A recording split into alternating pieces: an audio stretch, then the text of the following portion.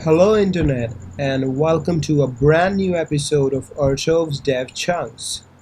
Today we are starting with a new Artoves web art project that deals with the web. So, what we're going to discuss in this video is the question that is asked to me almost all of the time. There is a lot of confusion with the ever-growing technologies coming into the market every day. There are just so many things you can do out there, from so many languages, so many frameworks and libraries, and it gets really confusing as to how to start, where to start. So this small tutorial video is going to just give a brief introduction of what forms the basic or the base of creating websites, web development, etc. So stay tuned. Let's start. So all these things you see here are somewhere, somehow part of the web or contributed to by the web. Web is such a vast topic that I cannot just come near explaining it to you in a 4 to 5 minutes, 10 minutes video. So this is just a brief introduction. All you'll need is to explore it on your own. So let us start with how and where to start with web development. Now web development, when we think about it, what we think about first is websites. When we think about websites, the first thing that comes to mind is web pages. Now what forms a web page? What lies at the core of a web page? There are two basic things: HTML and CSS. Now what are these things? HTML. Without HTML, there cannot be any web.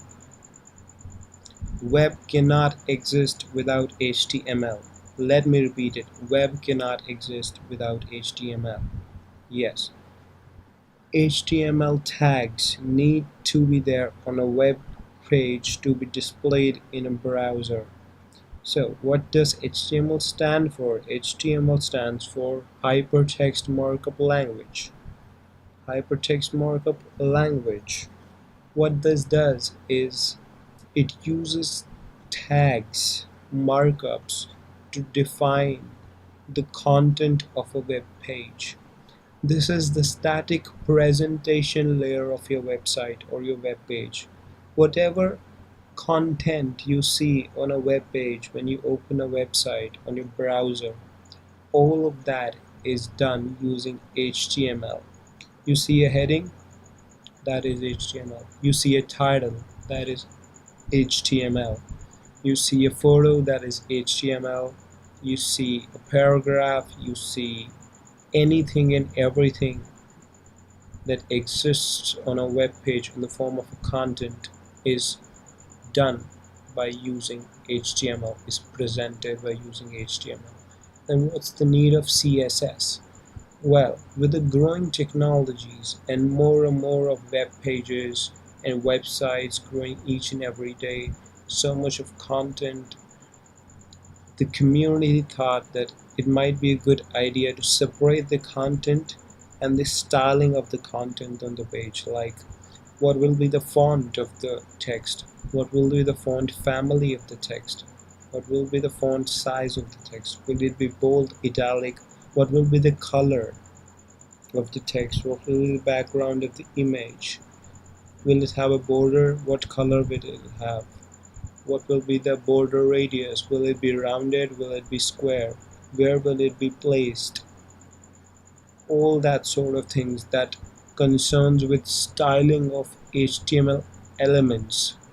Every tag can be associated to with an HTML element. So the styling of each HTML element of the page is done using CSS, which stands for Cascading Style Sheets. So this just defines styles that HTML elements will use when laid down on the web page. I hope that made a clear picture. So like if we consider this page you see right now as an HTML page, you see the heading core of any web page, that is HTML heading. You see HTML, CSS, and this paragraph. Now this, as they're bulleted, it is an HTML list. And you see an HTML CSS image, that is an image element of HTML tag markup. Now how these are styled: on the right side, the size of the image, the color, the font of the text, all these things are done by CSS. So what does it do? As I told you, it is responsible for displaying the static content on a web page. That's all. HTML5. You must have heard of the term HTML5. Now people think, what is HTML5? There's nothing so tedious about HTML5. It is just the new growing standard that people are embedding and incorporating in their websites. HTML5 brings a lot of components and technologies can be combined together, and most of the client-side functionality that was provided by other frameworks such as Flash Player and Silverlight and plugins and enhancements and such stuff can all now be done using HTML5. So it is just a newer version of HTML. As the world progresses, as the technology progresses, the HTML grows with it. So it is just a new version that gives you tons and tons of functionality to be done right up using HTML. So CSS3 is the new version of CSS that provides you stuff like transitions and transformations and all kind of animations and stuff. So I will recommend you to explore them. Stay tuned for more videos. So now what's next? Client side. What does that mean? Web development basically can be divided into two major sides, I would say. One is the client side, one is the server side. The client side basically refers to the end user perspective interface, like your computer, your browser, the thing in which you are browsing your internet, your interaction with the page. So all the components that run on your browser, on your client machine, on your computer are the client-side languages. So HTML, CSS, these run on your client side. Your browser knows how to work with HTML, how to work with CSS. One of the most and almost everywhere used client side, the only efficient client side language I have ever heard of so much is JavaScript. JavaScript and jQuery. Now what's jQuery?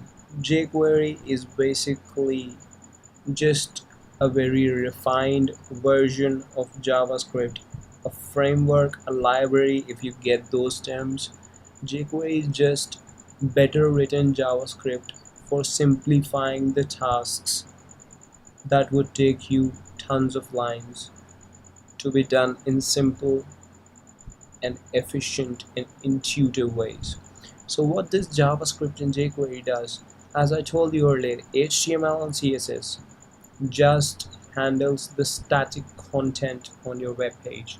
Now if you want some dynamic effects, some elements appearing all of a sudden, some elements disappearing all of a sudden on the basis of few clicks and events and hovers and all kind of stuff, if you want to change the behavior of your elements, all these things can be done using JavaScript and jQuery. What it is basically a client-side platform for creating and delivering rich client applications, and these applications can run over a variety of devices. since in the modern world there are so many devices, so many screens, so many kinds of devices, so JavaScript supports them all. JavaScript is just amazing. Now you see this picture here saying Ajax, which says asynchronous JavaScript and XML. This is just a technology developed by Microsoft, and it's just a standard now, and all the major browsers support it. What this means is it's just a new cool technique that uses JavaScript to asynchronously query data from your server side without having to refresh your page. Whenever you need some data presented on a web page, you always need to request it from the server. For this, normally you'll have to go to server link. You'll have to go to you'll have to redirect your browser to another page or another location or something.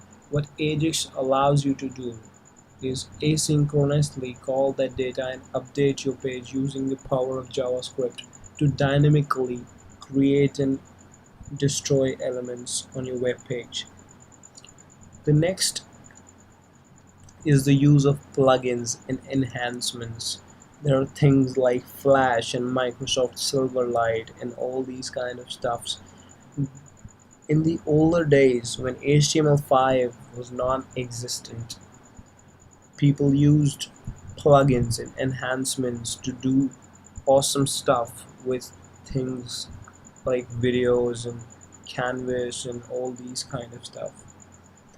So these plugins were very powerful, but nowadays HTML5 is quickly catching up and trying to create alternatives. But still, Microsoft Silverlight and Flash Player, Adobe's Flash Player are the most used plugins for browsers that enables animation, vector graphics, and high definition playbacks and all this kind of stuff using the .NET languages in Microsoft framework.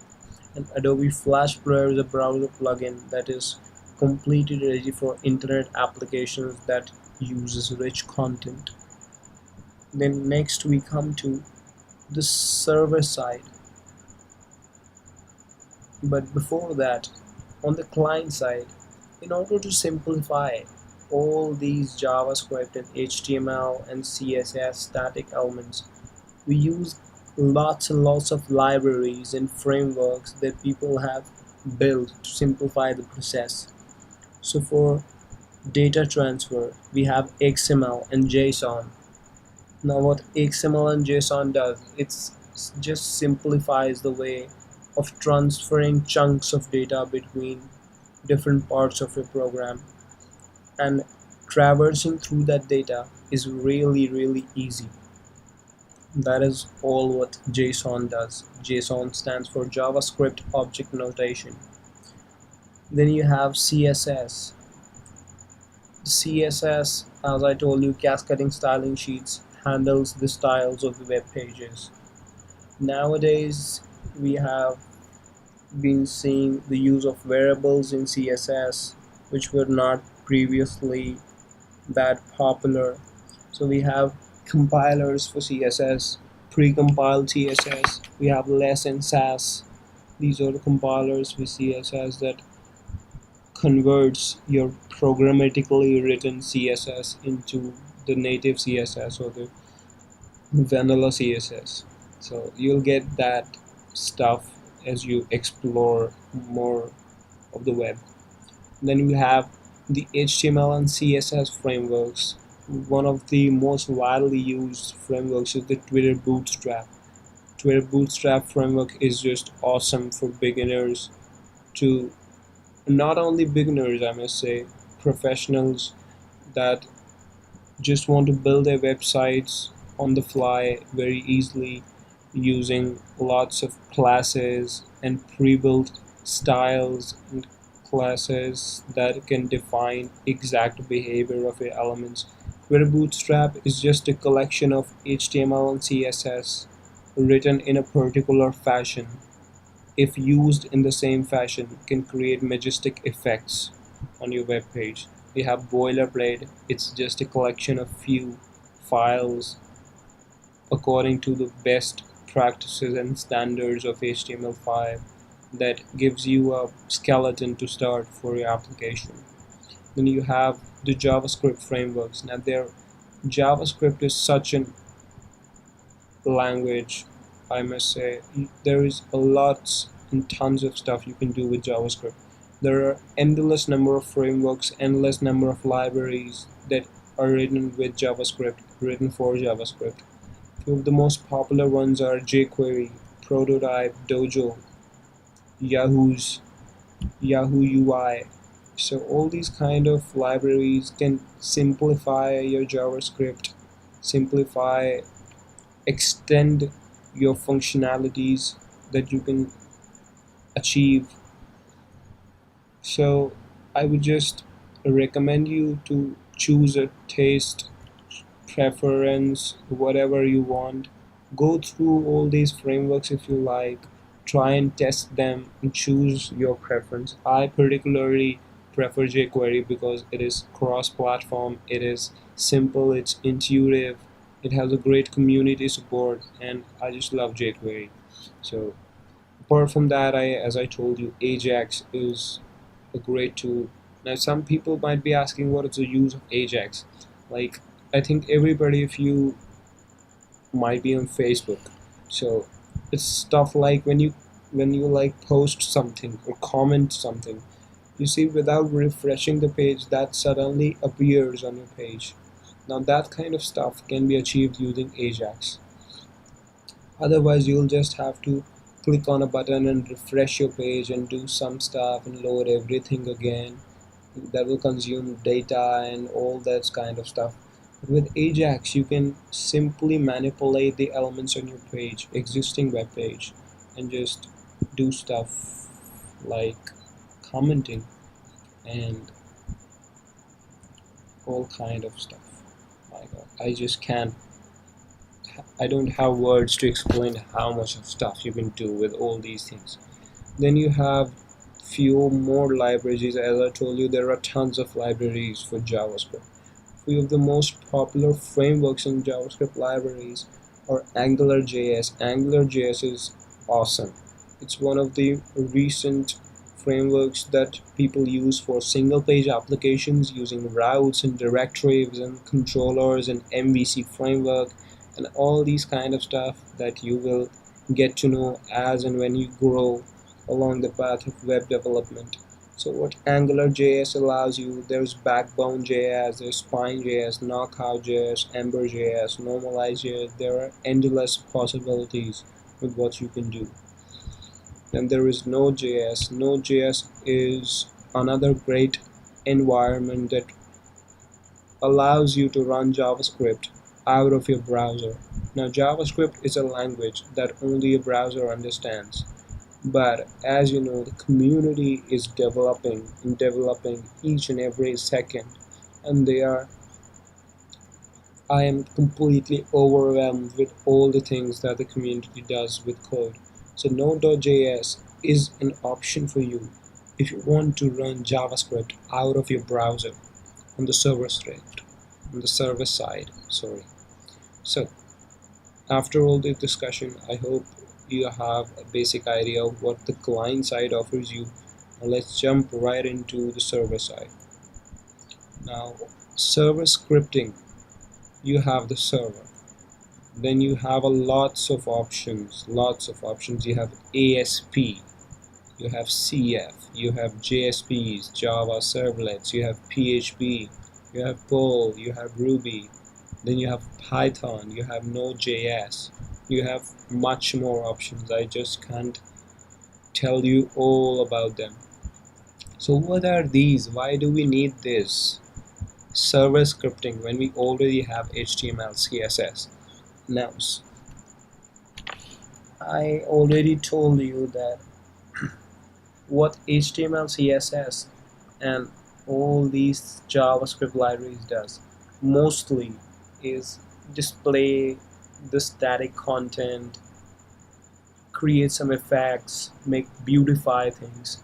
But what if we have a tons and tons of data stored in some storehouse, and every time someone requests for a web page, we want the web page to be intelligent and smart enough to go to that warehouse, find the correct data, and then display it. For example, let me just give you a simple example.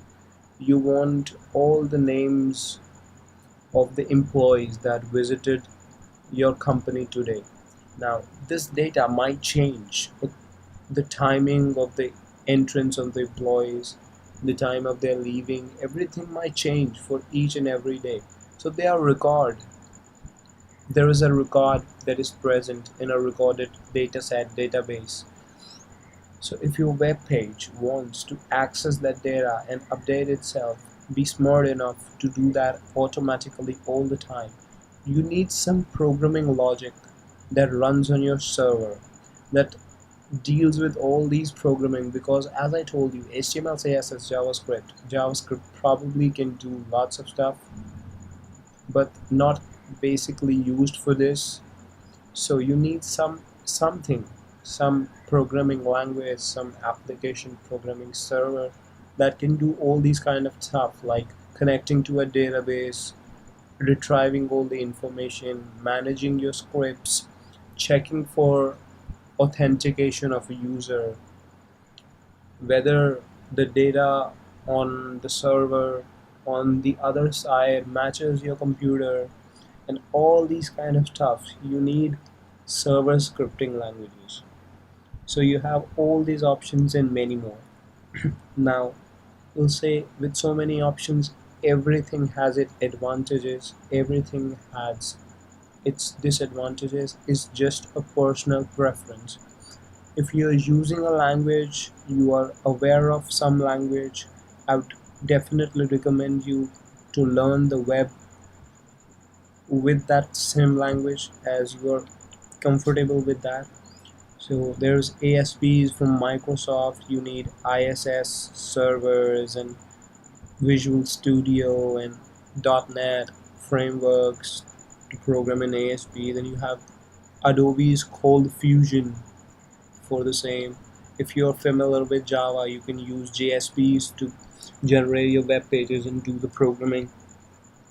You can use PHP, which is one of the most widely used server scripting languages as far as I know.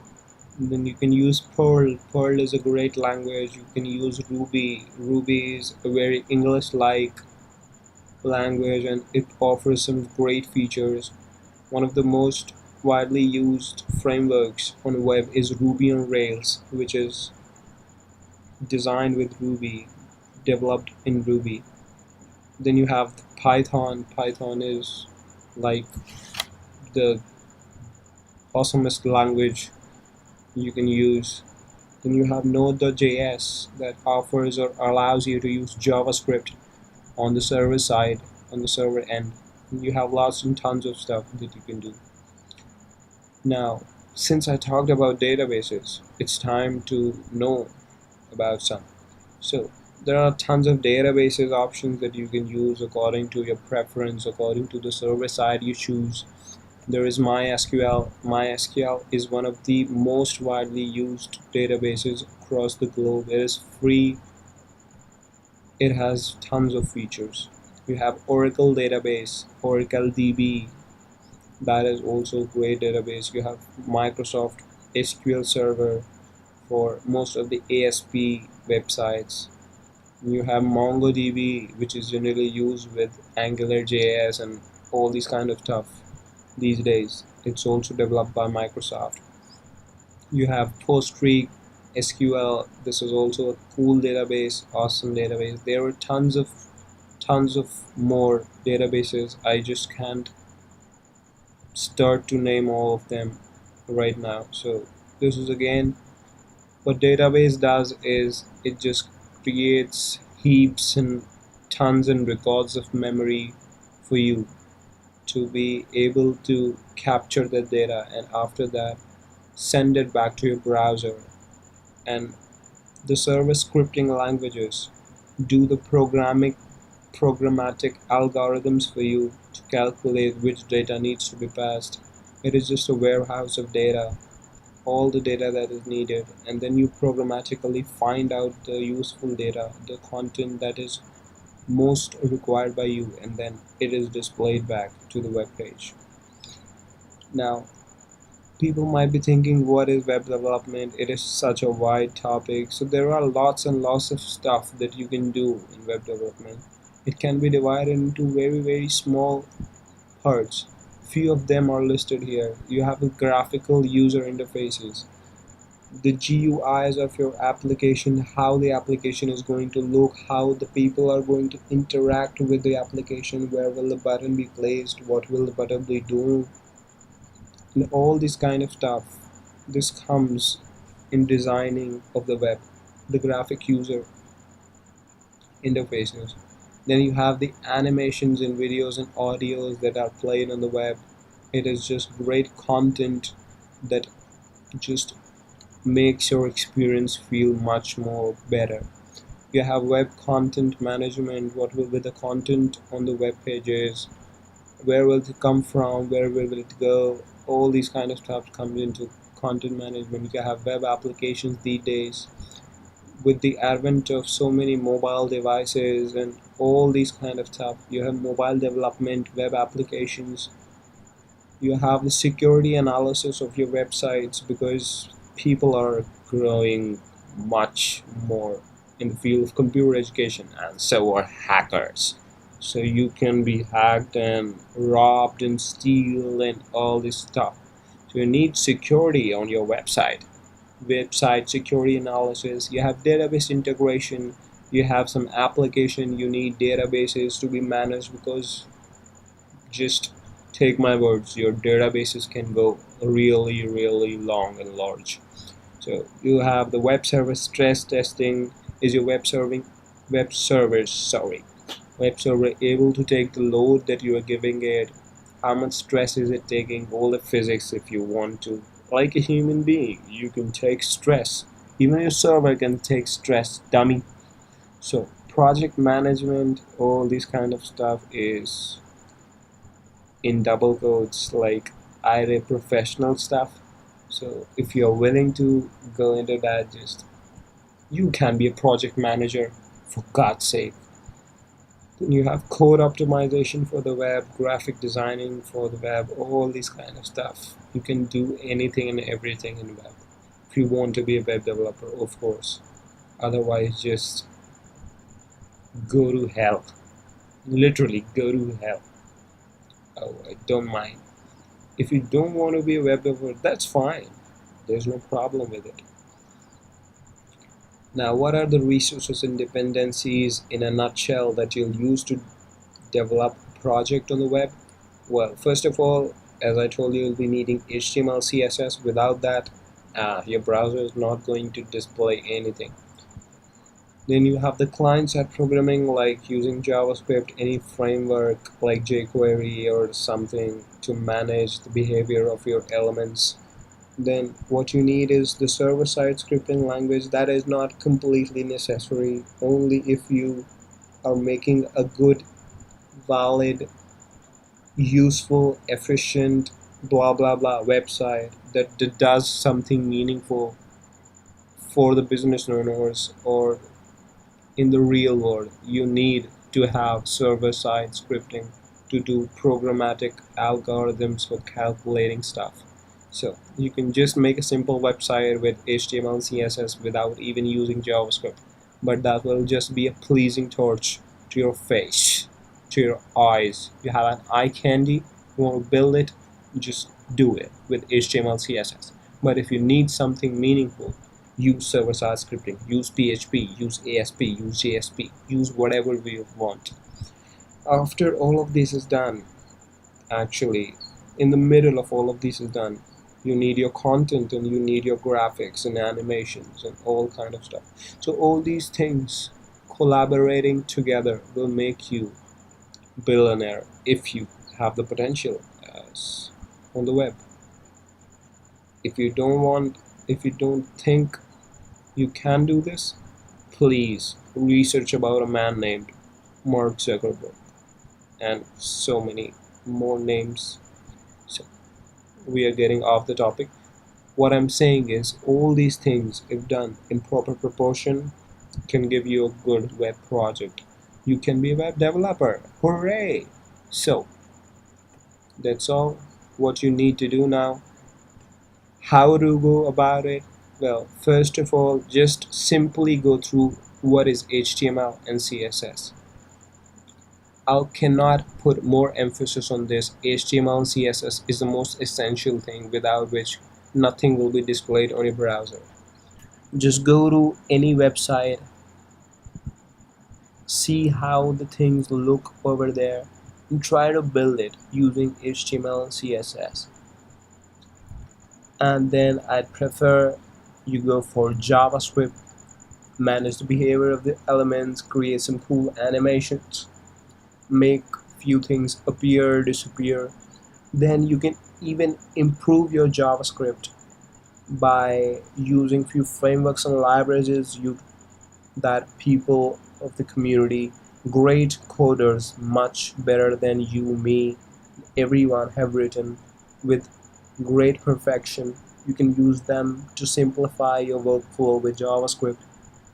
After that, what you need to do is to enhance and extend your knowledge by learning one of the server-side scripting language of your preferred choice.